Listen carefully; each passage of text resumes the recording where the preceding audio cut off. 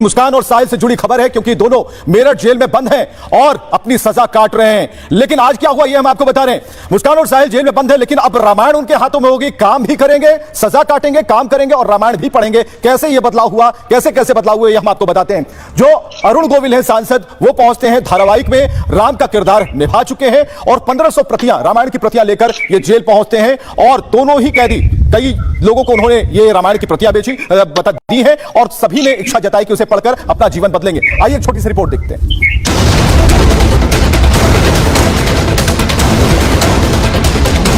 Jail में साहिल और मुस्कान अपने गुनाहों का हिसाब दे रहे हैं। कभी सलाखों में मुस्कान रो रही है तो कभी जमानत पर रिहाई की गुहार लगा रही है।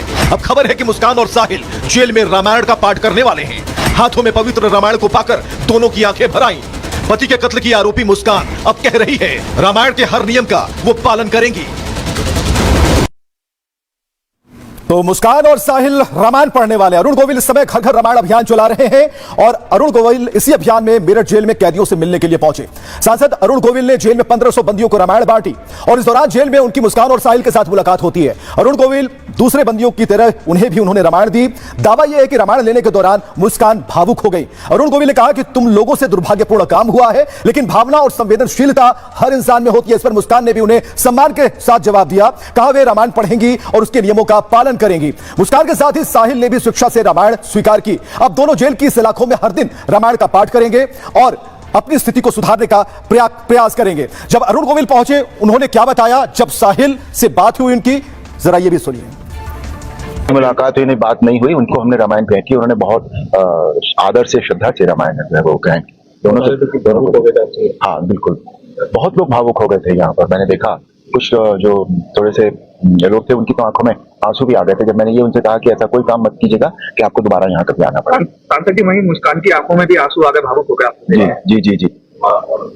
हर इंसान कहीं ना कहीं देखिए भावनात्मक तो होता ही है। कभी कभी होता है कि कुछ ऐसा हुआ होगा कि उन्हें इस तरह का जो दुर्भाग्यपूर्ण काम उनके हाथ से हुआ। तो सब्जियां उगाएगा साहिल और जो मुस्कान है वो कपड़े सिएगी। ये इस हुनर को करीब से देखेगी। अब आइए आपको बताते हैं कि कैसे क्या होना है। जेल में मुस्कान और साहिल को 10 दिन हो चुके हैं, इसलिए अब उन्हें जेल में काम सौंप दिया गया है। जेल के नियम है उसके तहत बंदियों का काम करना जरूरी होता है। जेल में एंट्री के 10 दिन बाद उन्हें काम दे दिए जाते हैं जिससे वो समय का सदुपयोग करें, एक नया हुनर सीखें और उसी नियम के तहत मुस्कान साहिल को काम सौंपा गया है। मुस्कान ने जेल में सिलाई कढ़ाई सीखने की इच्छा जताई, इसलिए अब उसे जेल में कपड़े सिलने की ट्रेनिंग दी जाएगी। और साहिल ने जेल प्रशासन से कहा कि उन्हें खेती करनी है तो उन्हें सब्जी और फल उगाने की ट्रेनिंग दी जाएगी। इस दौरान वो जेल के अंदर दूसरे बंदियों के साथ काम करेंगे, वो भी सब्जी उगाएंगे, उससे जेल का खाना बनाया जाएगा। फिलहाल 1 अप्रैल से दोनों अपना अपना काम शुरू कर देंगे, यानी कि दोनों को भरपूर काम मिलने वाला है। लेकिन जेल के जो जेलर हैं वो क्या कहते हैं यह भी सुनना जरूरी है। यहाँ पर कई तरह के सेंटर चलते हैं, जैसे सिलाई कढ़ाई सेंटर है, फुटबॉल मेकिंग सेंटर है, कपड़े बनते हैं, फैक्ट्री है, लकड़ी की भी चीज़ें बनती हैं, कई चीज़ें बनती हैं। यदि कोई सीखना चाहे तो बंदी को मौका दिया जाता है। उसी के तहत मुस्कान ने सिलाई और कढ़ाई सीखने के लिए अपनी इच्छा जाहिर की है तथा साहिल ने सब्जी उगाना सीखने की, सब्जी को पैदा करने की इच्छा जाहिर की है। उसी के तहत उनको ये काम कराया जाएगा। वर्तमान में कारागार में उनकी दिनचर्या सामान्य है, अन्य बंदियों की तरह नियमित रूप से चल रही है। चलिए अगली बड़ी खबर की तरफ आपको लिए चलते हैं। लॉरेंस बिश्नोई, जिस पर अब कड़ा एक्शन होने वाला है। लॉरेंस के भाई पर एक्शन होने वाला है क्योंकि प्रत्यर्पण की बात अब शुरू हो गई है। लॉरेंस बिश्नोई पर एक बड़ा एक्शन होने जा रहा है। हम आपको बताते हैं लॉरेंस पर बड़े एक्शन की जो तैयारी है, कैसे अनमोल बिश्नोई के प्रत्यर्पण की कोशिश चल रही है और इसे भारत लाया जाना है क्योंकि ये मास्टरमाइंड है। किन मामलों में ये हम आपको बताते चलते हैं। तस्वीरें आपको, अनमोल पर 10 लाख का इनाम भी एनआईए ने रख रखा, यानी कि मोस्ट वांटेड अपराधियों की श्रेणी में अनमोल बिश्नोई है। अब उन घटनाओं का जिक्र करते हैं। सलमान खान जिनके घर पर हमला हुआ था, शूटआउट किया गया था, इस कांड में भी इसकी अहम भूमिका रही थी, प्लानिंग इसने की थी। इसके अलावा बाबा सिद्दीकी मामले को आपने याद रखा होगा, इस मामले में भी शूटआउट को अंजाम देने की जो पूरी प्लानिंग है इसी अनमोल बिश्नोई ने की थी। इसके बाद हम आपको बताते हैं कई और कांड है। सिद्धू मूसेवाला का जो मर्डर हुआ उस पर आरोप लगे कि इसने पूरी साजिश रची थी और उसके बाद सिद्धू मूसेवाले का इन्होंने मर्डर कर दिया। इसके बाद की तस्वीरें हम आपको दिखाते हैं और किस तरीके से जो घटनाओं को अंजाम दिया गया, उसके बाद ये मोस्ट वांटेड की श्रेणी में आ गया। लेकिन अब हम आपको बता रहे हैं कि जो पूरी क्राइम कुंडली है इसको पकड़ने के लिए अब इसके प्रत्यर्पण की जरूरत आन पड़ी है और इसका प्रत्यर्पण होने वाला है। छोटी सी रिपोर्ट।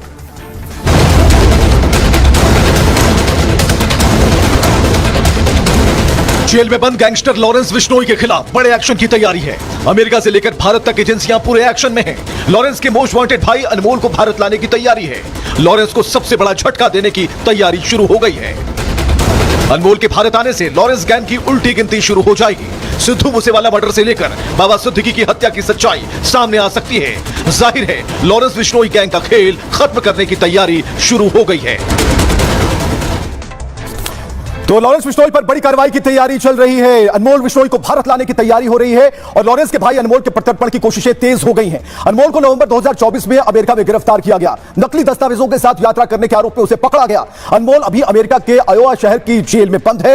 अनमोल 15 मई 2022 को नकली पासपोर्ट के साथ अमेरिका भाग निकला था। अनमोल ने भानु के नाम से पासपोर्ट बनवाया था। अब अमेरिका जाने के लिए कंपनी के नकली लेटर का उसने इस्तेमाल किया। दिसंबर 2022 में अनमोल के खिलाफ रेड कॉर्नर नोटिस भी जारी हुआ और अनमोल के प्रत्यर्पण को लेकर भारत के अधिकारियों ने अमेरिका से बात की। दावा है कि अमेरिका के विदेश मंत्रालय ने पिछले महीने भारत सरकार को एक संदेश भेजा।